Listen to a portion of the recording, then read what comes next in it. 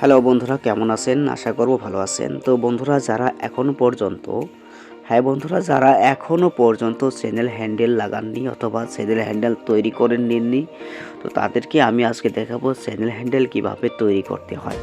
তো বন্ধুরা, এর জন্য প্রথমে আমাদেরকে কি করতে হবে? জিমেলে যেতে হবে, কারণ জিমেলে তো ইউটিউব মেসেজ পাঠাবে, মেসেজের দ্বারা আমাদেরকে জানাবে। তো ইউটিউব যেহেতু আমাকে মেসেজ করেছে অথবা এসএমএস দিয়েছে, তাই আমি করলাম কি, ইউটিউবে দেওয়া সেই মেসেজের উপরে আমি এখন ক্লিক করব।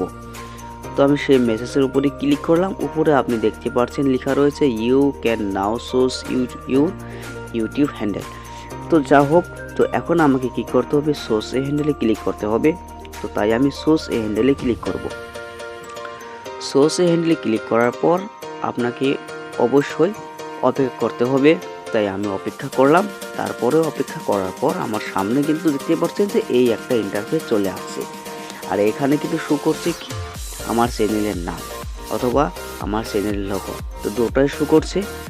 আর উপরে কিন্তু এটাও লেখা রয়েছে যে আমার চ্যানেল হ্যান্ডেলটা কি, দেখতে পাচ্ছেন ইউর হ্যান্ডেল ইজ @SSসঙ্গীত টিভি।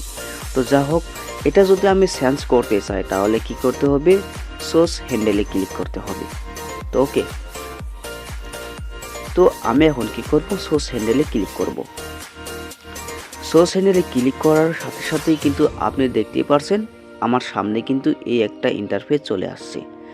তো এখানে কিন্তু লেখা রয়েছে, উপরে আপনি দেখতে পাচ্ছেন আমার চ্যানেলের লোগো এবং নাম, আর নিচে লেখা রয়েছে confirm your handle or create a new one. তো ওকে, তো যেহেতু আমি কোনো ধরনের নিজের থেকে তৈরি করে নিচ্ছি না, ইউটিউব আমাকে যেটা রিকমেন্ড করেছে আমার চ্যানেলের নামে আমি সেটাই রাখবো। আর আপনি চাইলে আপনার মতো করে আপনি রেখে দিতে পারেন।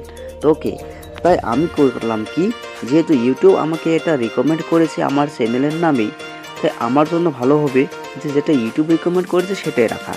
তাই আমি করলাম কি, কনফার্ম সিলেকশনে ক্লিক করলাম। তো ওকে, কনফার্ম সিলেকশনে আমি ক্লিক করে দিলাম।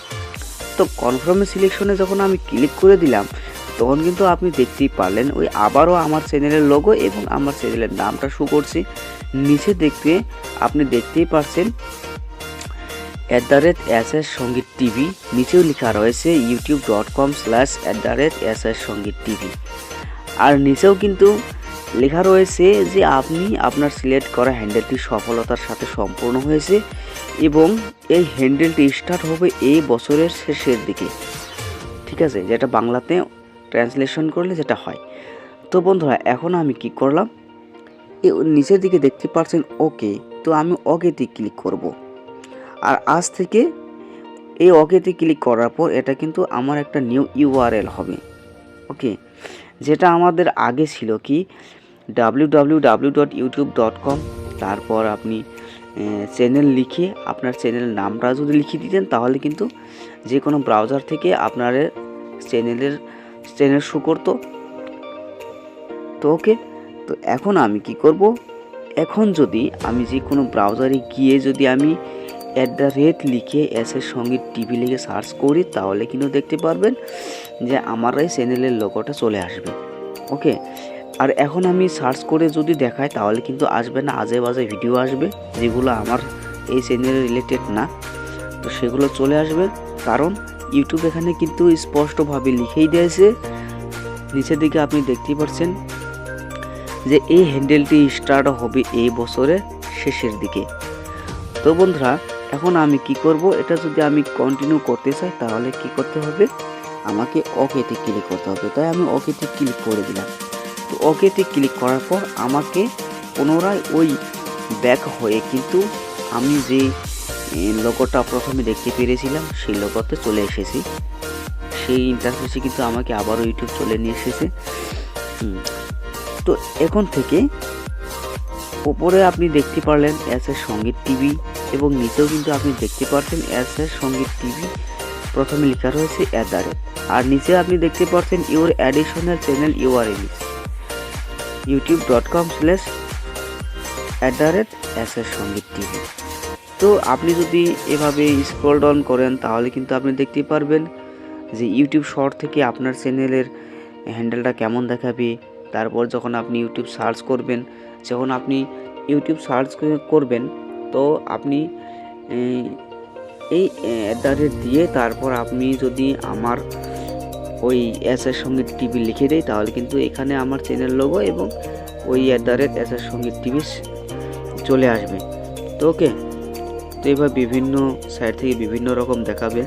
তো এখন আমি আপনাকে কি করব, রেকমেন্ড করব, ইউটিউব আপনাকে যেটা দেবে সেটা আপনি সিলেক্ট করে রাখুন, কারণ ওটা অন্য কাউকে ইউটিউব দেয়নি।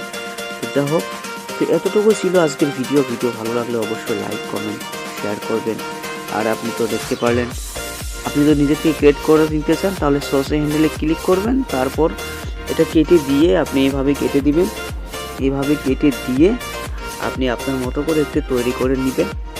এরকম করে তৈরি করে নিয়ে কনফার্ম সিলেকশনে ক্লিক করবেন, হয়ে যাবে। তো ওকে, আমি যেহেতু নিচ্ছি না তাই আমি আপনাকে দেখালাম না।